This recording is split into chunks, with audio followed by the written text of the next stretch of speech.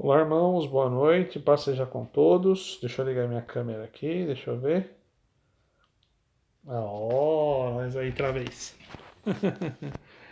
Irmãos, vamos lá para mais uma aula aí do livro de Apocalipse, amém?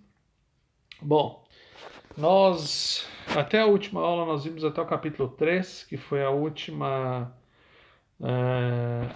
aula sobre as igrejas da Ásia. Porque as igrejas da Ásia, irmãos, elas têm tudo a ver aí com o Apocalipse, tá? Tudo que acontece nas igrejas de hoje, a gente já viu que está tudo interligado, está tudo bem costuradinho. Agora no Apocalipse 4, tem uma questão muito interessante que a gente tem que ver, tá? Aqui começam as semelhanças, tá? Tem algumas, essa palavra semelhante a, ela começa a aparecer aqui de uma forma muito forte, tá? No meu, aliás, desculpa aqui, o meu microfone está caindo. A palavra semelhante a começa de forma muito forte a aparecer no livro, tá? Mas vamos ler aí Apocalipse 4 para a gente. Não vai ter muita imagem, nós vamos falar mais de texto hoje, tá bom? Vamos lá. Ahn, Opa, não quer ir? Deixa eu ver aqui uma coisa. Aqui, foi. Apocalipse 4:1. Olha só. Depois dessas coisas, olhei e eis que estava a porta aberta no céu. E a primeira voz que, como de trombeta, ouvia falar comigo e disse: Sobe aqui, mostrar-te as coisas que depois dessas devem acontecer. E logo fui arrebatado em espírito, e eis que um trono estava posto no céu e um assentado sobre o trono. Irmãos, essa questão do trono aqui é muito importante. O trono de Deus tem um só, tá? Às vezes, existe a questão da trindade, o Pai, o Filho e o Espírito Santo são uma única pessoa, ok? Com atributos muito particulares, mas uma só pessoa, tá? E é apenas um trono no céu, ok? A figura de linguagem que eu vi o Senhor Jesus assentado à destra do Pai, isso aí é uma figura de linguagem, tá, irmãos? Que significa o seguinte, que o Senhor Jesus tem todo o poder, tá? Só para vocês saberem. Não tem um trono para Jesus e um trono para Deus. Não, o trono é único, ok? Ele é uma coisa única, porque eles são única pessoa. É só para transmitir a figura de linguagem de que ao Senhor Jesus foi dado todo o poder. Por isso que tem ouvi o Senhor Jesus assentado à destra de Deus, ok? É uma figura de linguagem, ok? Não tem dois tronos no céu, não. Vamos lá, versículo 4. E o que estava sentado era na aparência semelhante à pedra de jaspe sardônica, e o arco celeste estava ao redor do trono, e parecia semelhante à esmeralda. Irmão, essa palavra aqui é muito importante, porque não é igual a, é a semelhança de, tá? O, o livro de Apocalipse ele tem muito essa palavra, semelhante a, semelhante e muito parecido a, ok? Na aparência de. Essas palavras elas são importantes para o livro de Apocalipse, tá? Por que eu estou falando isso? Porque tem gente que acha que vai ser igual, exatamente igual, e não é exatamente igual. João utiliza a figura de uma. Ele traz a semelhança porque é aquilo que ele conhecia na época, ok?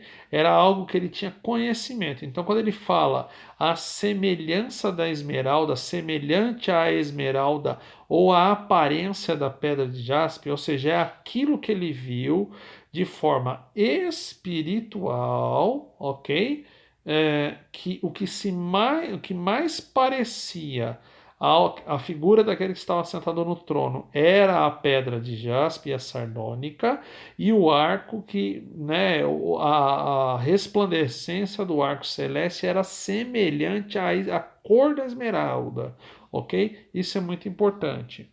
E ao redor do trono havia 24 tronos, e vi sobre o trono 24 anciãos, vestidos de veste branca, e que tinham sobre as suas cabeças coroas de ouro.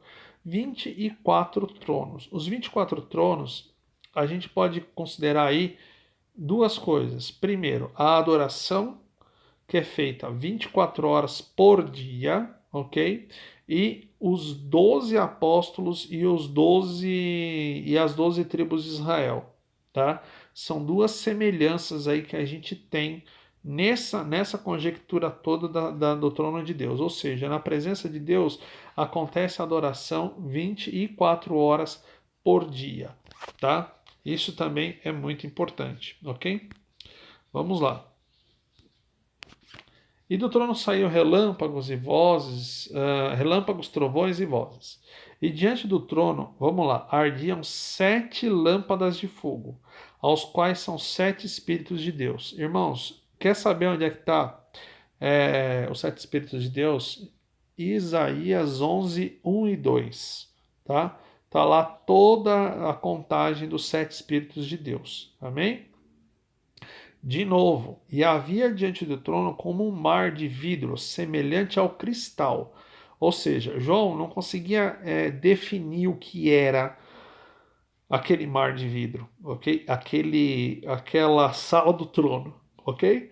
E, desculpa, na sala do trono. E o que ele fez? Ele comparou ao cristal, ok? É uma semelhança. E essa linguagem, irmãos, nós vamos ver muito no livro, muito, muito. Daqui para frente, nós vamos ver, é, praticamente daqui para frente vai ser sempre com essas figuras de linguagem, ok? Para fazer uma série de descrições. E aqui tem uma questão interessante. Ó, e no meio do trono e ao redor do trono, 4 animais cheios de olhos por diante e por detrás. O que são os olhos?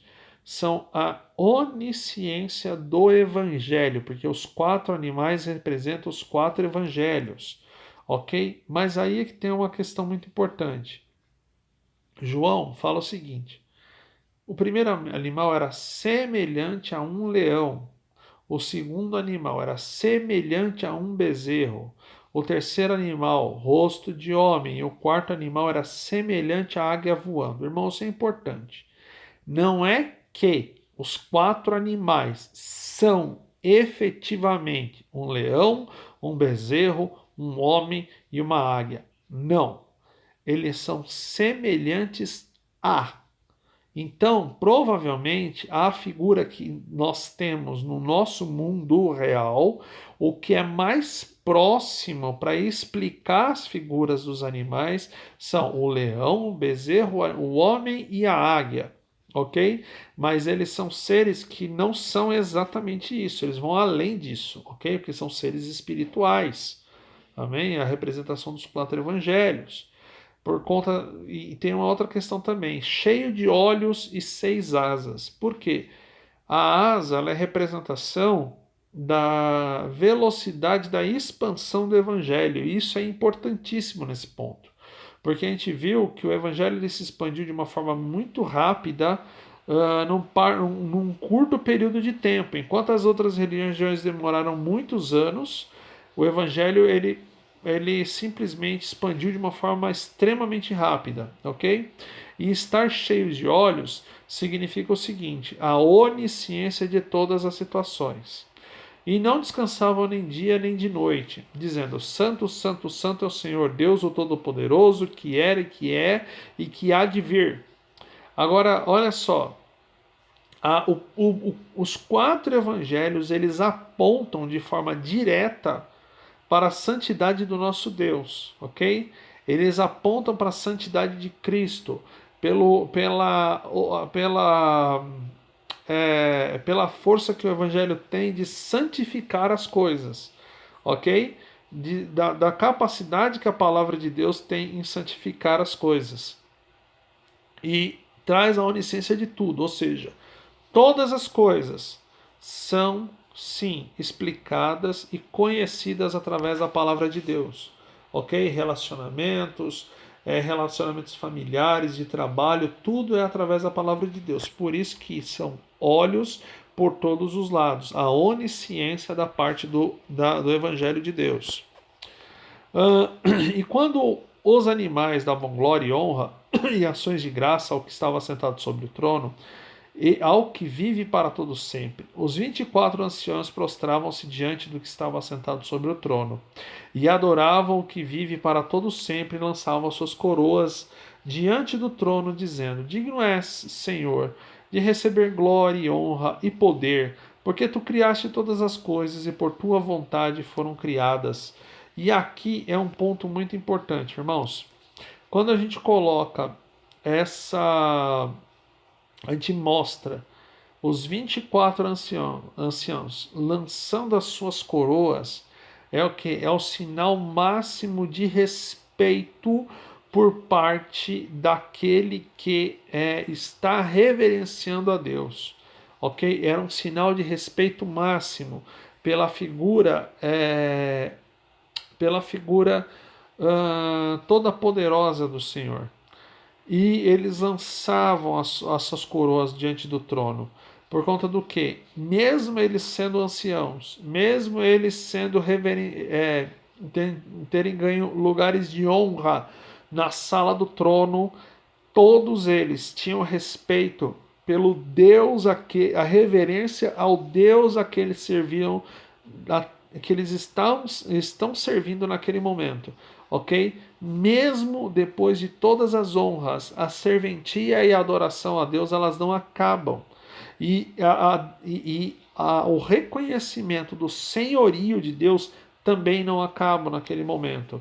Por isso que eles falam: digno é, Senhor, de receber glória e honra e poder, porque tu criaste todas as coisas e por tua vontade foram criadas.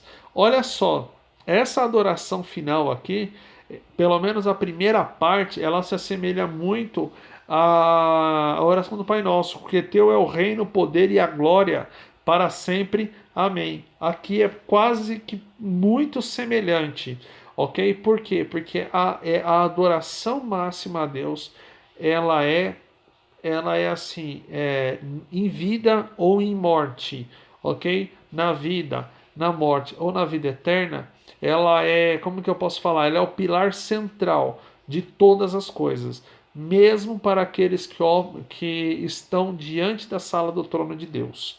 Então a gente já viu aí o seguinte, que aqui é o formato da sala do trono como adoração. E o engraçado, o mais legal é que os 24 anciãos adoram ao Pai, o Evangelho adora ao Pai, o Pai ao Filho, o Filho ao Espírito, o Espírito ao Pai. E aí vira uma cadeia constante de adoração. Ok? Então, na sala do trono de Deus, a adoração ela é constante, ela é ininterrupta. Amém?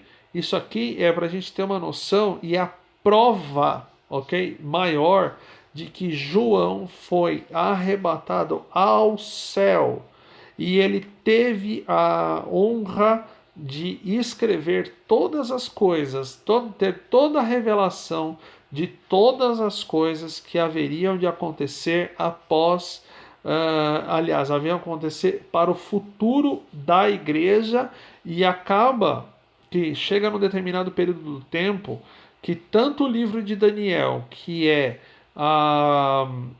ele é praticamente a história das eras da humanidade, ok? O que vai acontecer com os senhores do mundo, tanto o livro de Daniel, que é a história das eras, é o apocalipse das eras, que é o que vai acontecer com o mundão. Mas o Apocalipse, que ele é praticamente algo escrito para a igreja, ok? Que o cerne dele vai ser sempre a figura da igreja. E João teve a honra de enxergar e ver e escrever todas as coisas, porque chega numa hora que tanto Daniel quanto Apocalipse eles se cruzam no tempo e as coisas começam a fluir tanto no livro quanto no outro livro juntos, um ao lado do outro. E nós vamos ver isso lá na frente, ok? Nós vamos ver isso bem lá na frente. Mas por um enquanto é isso, Apocalipse capítulo 4. Deus abençoe a sua vida.